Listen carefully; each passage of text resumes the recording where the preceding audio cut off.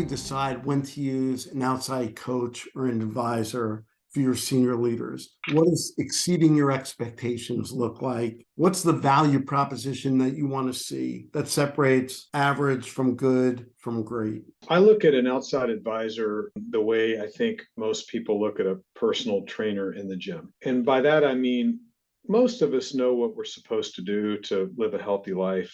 Probably most of us don't do it. And one of the things a personal trainer can do for you is not only work on your technique, so you get the goals without maybe hurting yourself or sort of without doing the exercise the wrong way. But the other thing they can do is make you feel more accountable to your own goals and your own plans. And they'll let you really have it if that's not the case. When I think about executive coaching, executive advice, strategic advisors, I really think about it the same way. Now, if we had a son or a daughter that had some natural talents in tennis or dance or golf or whatever, and they were really naturally good, and we had the resources to do it, most of us would go get a personal coach or a trainer to help that son or daughter be all that they could be, right? To take advantage of the natural talents and build on it. So why would we not do that for executives? Not remedial coaching that something's broken, but sort of maximizing potential kind of coaching. How can you take your natural given gifts and talents, and how can you make those better, stronger, faster than you can make them on your own? That's to me what a use case for coaching. I think using coaches for broken things or broken people is a less noble cause. I think we ought to be able to do most of that internally and most of that ourselves. But I think maximizing potential coaching is a terrific use case for third-party coaching. When I think about the difference between good and great, I've been in and around many, so I think of three things. The first one is that great coaches really do appreciate the context of the engagement. I love it when a coach comes in with a playbook or a protocol, just like a personal trainer does. I love that. I actually think that's essential versus sort of total free form, white sheet of paper. However, I think the coach needs to adapt that playbook to the context of that executive and what's going on in the business right now. So the best ones I've seen, they do that really well. They take their playbook and they adjust it. They might overweight something, underweight something, reorder something because of context. Number two, just like a personal trainer, they are tough and direct. They are not afraid to go kind of right between the eyes and say, you know, you're resisting this. The 360s are crystal clear that this needs to happen. Your leader is crystal clear on this. And you are rationalizing, or you're kidding yourself, or you're avoiding it. But I'm going to tell you, your organization thinks you can be terrific. This is in the way, and we need to fix it. Or you can be so much better at this, and let's double down on it, and let's see how much we can do in terms of your strategic ability to elevate, or your ability to multitask, or the way you balance direction with respect, or whatever that might be.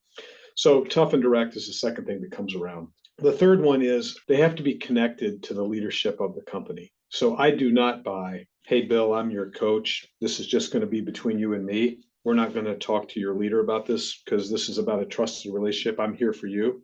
I think that's a cheap way in that guarantees no sustainability. And it guarantees that you're not really connecting that management or executive member into their organization. Great coaches find a way to middle that. They don't betray the trust of the person they're working with, but they say, we need a contract on how we talk to your leadership about this. Let you and I agree on how to do that. So what I say to them, you're going to know about, but there are some things that we can keep, private between us. So that's good to great to me, those three things. And thematically, insights on the organization to CHRO or the head of talent would be critical. That's a bonus. That's related to that first point I was making about context, right? So you were exactly right. If you want to take the meta view of this whole thing, you might be thinking about a one coaching engagement, but that coach sees the organization in a way that management either might not see or might not want to see. So there are definitely context indicators that are useful there. You touch on technology in the model, and maybe you can expand a little bit or just explain what your thinking is there. And then also, where does AI fit in to your set of priorities, and what's the use of AI? Well, in the model, we talk about it, and this is one of the changes, Bill, as you kind of pointed out, one of the difference between chapter 2 and chapter 1. I wasn't trying to get at AI through this necessarily, but I was trying to acknowledge the fact that most of us are working in a more digitally oriented ecosystem right now. Most of us are doing more things through mobile phones and Workday and other systems of record that are more digitally oriented than they used to be. We need to acknowledge that. Most of us are dealing with shared services or some sort of operational environment that we ought to continue to make more accurate and more efficient and lower cost. So I was just trying to dignify the fact that that's the ship that we're all on right now, no matter what company you're in or what industry you're part of. And I just feel like we need HR to acknowledge that that's not the problem of the IT organization. That's something we need to manage and we need to understand better than some of us do. So that was that. AI. Early innings, and I don't know. I watch this space a lot. I read something the other day that I thought was really profound. And it said, AI furthers human knowledge, but not human understanding. It currently has the ability to further knowledge because it's taking massive amounts of data that a human being simply cannot process and organize and structure. And it's bringing that to you. That's knowledge. At the moment, AI hasn't figured out how to make sense of that. That's what understanding means. So that's just a bunch of data. It's just a bunch of information, and it's just a bunch of correlations. And that's worth something. But the reason I'm not quite sure where it'll go in HR, and I don't want to come across like a Luddite here, because something meaningful will happen from this, is we live in a world of sort of understanding. We are trying to interpret data and have it make sense. Judgment is a large part of what we do.